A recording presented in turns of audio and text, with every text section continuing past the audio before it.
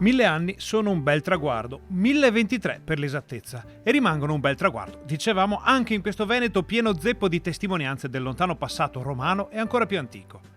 Eppure Bassano li porta come si potrebbe portare un capo un po' sbarazzino in una serata estiva fra le piazze e il Ponte Vecchio, laggiù dove la Brenta accarezza il cuore della città, portando in dote il verde delle montagne e il blu del cielo. Poco distante San Bassiano veglia sul suo gregge e si occupa delle faccende spirituali, mentre il Leone di San Marco ricorda che Venezia non è poi così lontana, con i suoi ori e la sua storia. E la storia, quella con la S maiuscola, è passata anche per Bassano. Da Ezzelino a Napoleone, dalle bombe della Prima Guerra Mondiale alle barbarie della Seconda. Alla città non sono stati risparmiati gloria, drammi, potere e ricchezza.